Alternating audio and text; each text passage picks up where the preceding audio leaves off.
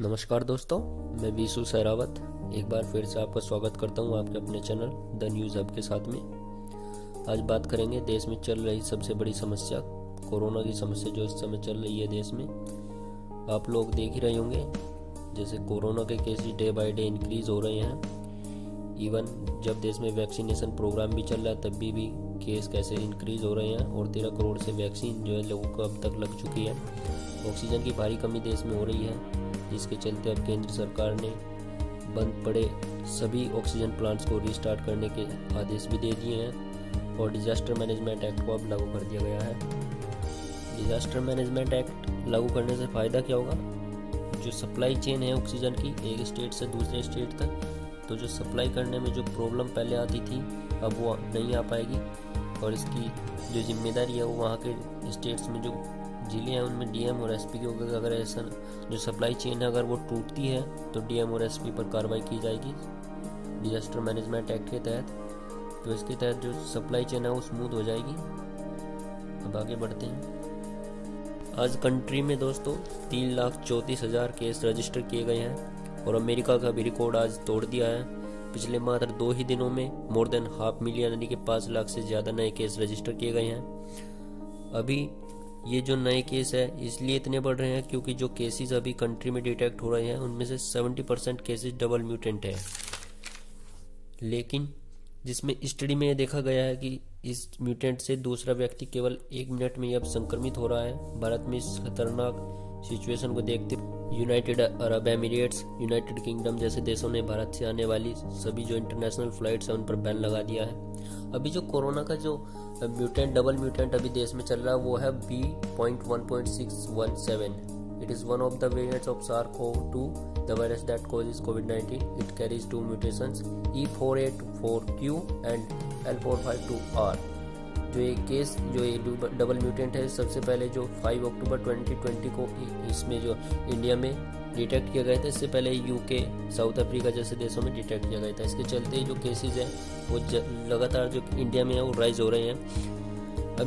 अभी जो इजराइल जो कंट्री है वहाँ पर ज़बरदस्त वैक्सीनेशन देखने को मिला है। इजराइल ने 60% से ज़्यादा पॉपुलेशन को अभी तक वैक्सीनेट कर दिया है और उसने अमेरिका में बनी फाइजर वैक्सीन, मॉडर्ना वैक्सीन का यूज़ किया है, जिसके चलते अब इजराइल में ज़िंदगी दोबारा सामान्य सी होने लगी है। जिसके चलते अब इजराइल गवर्नमेंट ने मास्क जो मैंडेटरी पॉलिसी थी अब उसको हटा लिया है। यानी कि अब लोग जो अपनी इच्छा के अनुसार मास्क को हटा सकते और लगा सकते। अब ये मैंडेटरी नहीं है कि आपको मास्क लगा के निकलना होगा घरों से बाहर। जहाँ दूसरे देशों ने अब धीरे धीरे इस पर कंट्रोल पाना शुरू कर दिया, तो वहीं इसके उलट इंडिया में आप सिचुएशन को देख रहे हैं day by day bad to worse होती जा रही है।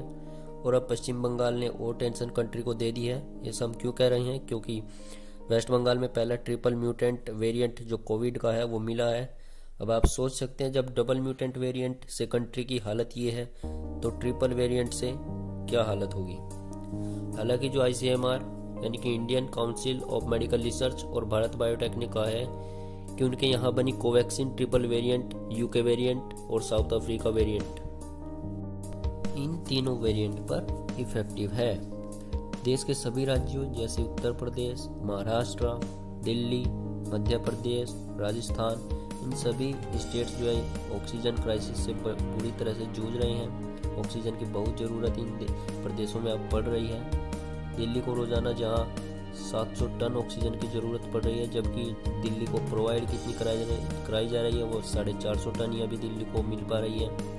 अभी रिपोर्ट आ रही है कि दिल्ली के पास केवल 2 घंटे का ऑक्सीजन बचा हुआ है। आईसीयू बेड लगातार कम होती जा रही हैं। तो ओवरऑल कंट्री में जो हालात अभी बने हुए हैं वो बहुत ज़्यादा खतरनाक है। एक्सपर्ट्स का ये मानना है कि कोरोना का जो पीक आएगा वो मिड में यानी कि 11 से 15 मई के बीच आ सकता है और इसके बाद जो केसेस में शार्प डिक्लाइन जो हमें देखने को मिलेगा। लेकिन तभी तक जो है केसेस लगातार ऐसे ही रोजाना भी बढ़ेंगे। जहां भी डबल म्यूटेंट से कोरोना के जो डबल म्यूटेंट चल रहा है उससे अभी कंट्री को उबारा नहीं जा सका। अभी जो नया वेरिएंट है, थर्ड वेरिएंट, वो भी अब कंट्री में एंट्री कर चुका है। और जो कोविड-19 का ट्रिपल वेरिएंट है वो 4 स्टेट्स में अभी तक देखा जा चुका है। स्टेट्स यानी दिल्ली, महाराष्ट्र, और पश्चिम बंगाल जैसे 4 ये इंडियन स्टेट्स है जिनमें ये अभी तक देखा जा सकता है। इसका नाम है B.1.618। इससे पहले का जो वेरिएंट था वो था 0.617। अभी जो है B.1.618 ये वायरस जो है थर्ड म्यूटेंट है, ये मिला है। जो मेजरली फाउंड है वो तो इंडिया में गया, लेकिन इससे पहले भी ये USA, स्विट्जरलैंड, सिंगापुर और फिनलैंड जैसी कंट्रीज में मिल चुका है। लेकिन यहाँ पे ये बहुत ही कम माइनॉरिटी यानी कि बहुत ही कम मिला हुआ है। सबसे ज़्यादा जो मेजरली अभी ये फाउंड हुआ है ये इंडिया में ही चल रहा है। अब जो थर्ड वेरिएंट है, अभी तो डबल म्यूटेंट है, जो 70% केसेस आ रहे हैं वो डबल म्यूटेंट के हैं। लेकिन अब जो इसके बाद जो केसेस आएंगे वो ट्रिपल म्यूटेंट वेरिएंट के आएंगे। सबसे ज़्यादा अभी ये इंडिया में मिला। अगर इसी तरह से कोरोना म्यूटेट होता रहा तो किसी एक म्यूटेंट पर कोरोना वैक्सीन इनएफेक्टिव हो जाएगी, मतलब फिर ये वैक्सीन उस वेरिएंट पर काम नहीं कर पाएगी। द हिंदू में ये कहा गया है कि ट्रिपल म्यूटेंट वेरिएंट जो जनवरी और मार्च के बीच ही कंट्री में आ गया था। अब ये वेरिएंट कितना ज़्यादा खतरनाक हो सकता है, इस पर और स्टडी करने की ज़रूरत पड़ेगी। वैक्सीन प्रोग्राम पर भी इसका प्रभाव पड़ सकता है। एक्सपर्ट्स का मानना है कि वैक्सीन एफिकेसी की जो कंप्रोमाइज़ हो सकती है। E484 के ब्राज़ील और साउथ अफ्रीका के वायरस में पाया जा चुका है और वैक्सीन एफिकेसी को भी प्रभावित कर चुका है। देखिए, वायरस की जो वैक्सीन होती है उसको बनाना बहुत ही ज़्यादा डिफ़िकल्ट होता है ये, क्योंकि वायरस हमेशा जो म्यूटेट कर जो वैक्सीन ये हमें जो वैक्सीन मिल रही है, ये जो वैक्सीन बनाई गई है कोविड का जो फर्स्ट वेरिएंट था, यानी कि जो सबसे पहले केस डिटेक्ट किया गया था उसको देख के ये वैक्सीन बनाई गई है। लेकिन हमने देखा जो सेकंड वेरिएंट आया साउथ अफ्रीका, UK, ब्राज़ील, हालांकि ये वैक्सीन उन पर भी काम कर गई, ये अच्छी बात है। लेकिन अब जो थर्ड वेरिएंट आया है उस पर काम करेगी या ये नहीं करेगी, या करेगी भी तो कितना कर पाएगी, वो स्टडी करने के बाद ही पता चलेगा। यही सबसे बड़ी प्रॉब्लम होती है जब वायरस की वैक्सीन बनाई जाती है, क्योंकि जब वायरस की वैक्सीन बनाई जाती है तो ये जो वेरिएंट है ये म्यूटेट होते रहते हैं और एक सिचुएशन ऐसी आती है, एक वेरिएंट ऐसा आता है जिस पर ये वैक्सीन जो है इनफेक्टिव हो जाती है, यानी कि काम करना बंद कर देती है। जैसे हम देखते हैं खांसी, जुकाम, इनकी आज तक कोई वैक्सीन नहीं बनी।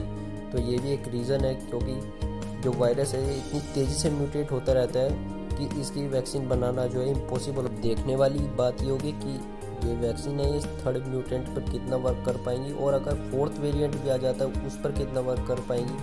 ये एक बड़ा सवाल अभी भी बना हुआ है, क्योंकि फोर्थ वेरिएंट आ सकता है, इससे बिल्कुल इनकार नहीं किया जा सकता, क्योंकि फर्स्ट, सेकंड, थर्ड तक हम देख चुके हैं। अब फोर्थ आ सकता है, इससे तो बिल्कुल इनकार नहीं किया जा सकता।